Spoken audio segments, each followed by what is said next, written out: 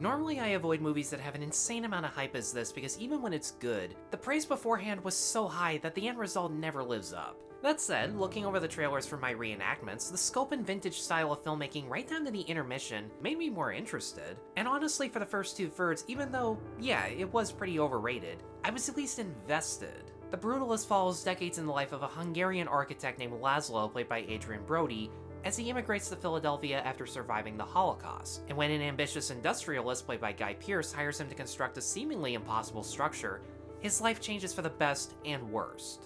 I had never heard of Brady Corbet as a director before, but his visual style that's reminiscent of an old Hollywood picture makes you feel as if you're experiencing the 40s to 50s era it takes place in. The opening 10 minutes alone feature a VistaVision logo, an overture, and even the opening credits list certain actors as special appearances, little things that were so cool to see based on the attention to detail alone. As for the entire movie, a lot of scenes are filmed in what are now known as Spielberg wonders, where they break down long takes into several different angles to simulate edits and keep the pace up without you noticing. The camera work itself was filmed with actual VistaVision cameras on horizontal 35mm, which is why you can actually see the scratches, film grain, and that 5:3 aspect ratio that doesn't get used enough in my opinion, that knows when to be epic with these massive wide shots filled with beautiful scenery of the construction zones, so giant they make everyone look like ants, and Daniel Blumberg's bittersweet musical score has this bombastic size that matches the epic scenery and emotion in each scene, or when to shoot in standard coverage where there's no music, no fancy camera angles, and the performances are what move the story forward. And if there's any performance in this worth seeing on the big screen, it's Adrien Brody. Since he already won an Oscar for playing a character in similar circumstances, I'm sure it's no surprise he can do an accent with or without help, and excel at portraying someone who's experienced heavy amounts of trauma while still trying to push through it. But whereas many people praise what a tragic character he is, I was more impressed with how he starts off humble and grateful to have a chance at a better life while still being confident enough in his work to stand his ground when a client disapproves or tries to cheapen his services. But the more power he's allegedly given as he's conceiving this dream project, bigger and potentially more memorable than anything he's ever designed, combined with his responsibilities to his family and reliving past trauma, the more obsessive he becomes in his work, hostile towards others, and relies on drugs and alcohol to feel any happiness. You can tell the first time he sees the structures he once designed and built in his homeland are still there and remembered. He takes great pride in his work, but part of what motivates him is how each building to him carries his legacy, especially if that building still stands decades later. It's an interesting and, if you're an artistic person, pretty identifiable motive. Pearce as the villain is an interesting performance and character, to say the least. He comes off as this half-Walt Disney, half-Rockefeller-ish tycoon with a weird way of speaking where he enunciates everything in this Kurt Russell-style tone. It makes these Shatner-style dramatic, pompous pauses to build himself up, and surrounds himself with so many people loyal to him that he can almost say whatever he wants. Overall, it's a good performance. He's charismatic when he needs to sweet-talk his cronies or appeal to Laszlo's own ambitions, particularly this great monologue about his revenge against someone who disowned his mother. A mother he goes on quite a bit about in the first half that was kind of Freudian. And when he's casually cruel to his employees or friends wrapped around his finger, he's surprisingly not excessive about it. If anything, he insults people as sophisticated as possible. Thing is, towards the climax, there's an encounter between him and Laszlo that kinda defines their dynamic for the rest of the film, but from what I could tell, there was no subtext or foreshadowing that he was interested or even capable of something like that to anyone. And the resolution of the encounter and his overall arc, honestly, was left open-ended in a way that was more frustrating than mysterious, like I'm sure it was meant to be. And since we're on the topic of missing context, the movie's structured in a way where each segment takes place over a set amount of years. The time jumps never flat out tell you how much time has passed. Sometimes it doesn't hit you years have gone by until midway through the scene. Sometimes there are enough clues to piece together how and why a person might have changed, which makes their future actions and motives more unpredictable. But all too often I sat there and watched someone act so strange with no context and asked myself, when did this happen? Why are you acting this way? Who are you again? Seriously, there's this one fellow immigrant who works with Laszlo that comes in and out so infrequently, I couldn't even remember his name. There's maybe one dinner scene where we learn anything about him, but because he's always on the construction zone and by Laszlo's side, we're supposed to care about him as Laszlo's closest friend, and I just didn't. Alessandro Nivola was an actor I was looking forward to seeing, and he's really good up until his last moments, very early on in the film, where he accuses Laszlo of something he didn't do, even though Nivola drunkenly pressured him into doing something eerily similar, and to me, it was too plot convenient of a circumstances for him not to remember because he was shit-faced. Worst of all, his wife started the accusation because she randomly decided she didn't like Laszlo.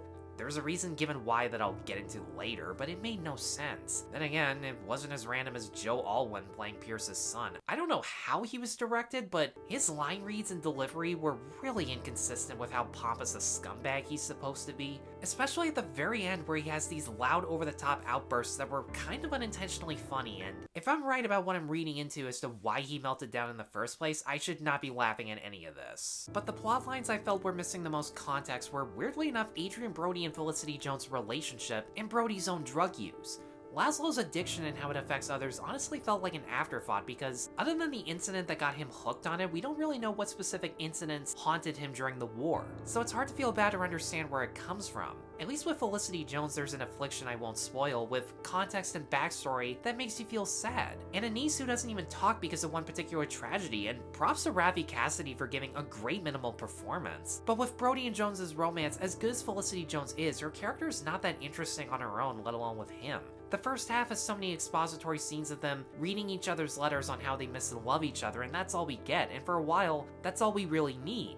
Minute they're together, he sees her ailment, he turns into a complete dick to the point where Pearce's family had more scenes pretending to be nice about it than he does, and since most of their scenes are arguing over their future without any downtime being loving to one another, any chemistry they would have had completely disappears. So even though certain character arcs weren't as fleshed out as they could have been despite being 3.5 hours, there was a point where the visual atmosphere, Adrien Brody's performance and arc, Guy Pearce's odd but good acting overall were enough to call it a one-time watch, until the last half hour where the movie starts preaching about how the American dream is allegedly a pseudo-philosophy that discriminates against immigrant workers at the hands of Christian Americans, even though whatever criticisms it has of the American dream and Christianity are surface level at best. And don't get me wrong, I'm not gonna sit here and pretend immigrants have ever been consistently treated fairly by North America. When my grandpa immigrated to Canada from Poland, he did not have it easy, that's all I'm gonna say. I know worse things have happened than the events portrayed in this movie, and since everything good and bad about America is allegedly good and bad about us too, I think that's a fair comparison. However, my grandpa, who is the kind of Christian patriot the movie paints as inherently flawed if not evil, is also an immigrant archetype who prospered and was accepted as a Canadian not just because he worked his ass off, but because the country he moved to did give him the freedom and opportunity to succeed that he wouldn't have had anywhere else. Believe it or not, there were in fact people who valued his efforts and services because they knew everyone was created equal.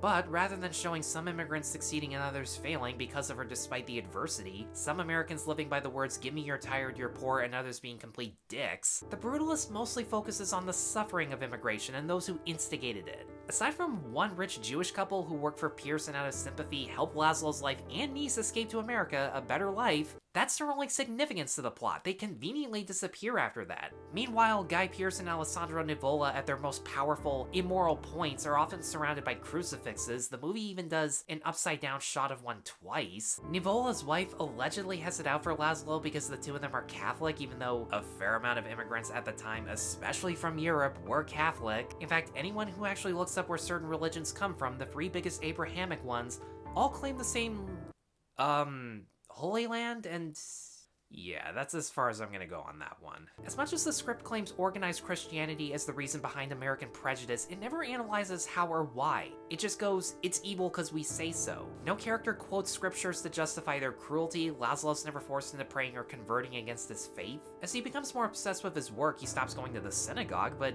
that's entirely his decision. In fact, every fault of Laszlo's he doesn't address, from his drug addiction, ableist attitude towards his own wife, and workaholic nature, is entirely blamed on his persecution, when in reality, it's clear to say many of these things, regardless of where he had lived, would still happen and he'd act the same way. Hell, there's a 5-year time gap where he stopped working for Pearce, was at a seemingly more peaceful, productive firm, yet he goes back to work for Pearce willingly because he wants to build something monumental and be remembered for it. Again, a decision entirely of his own choosing that the movie pretends otherwise. I'm all for a movie about discrimination and bigotry if it actually examines where it comes from or why it exists in everyone.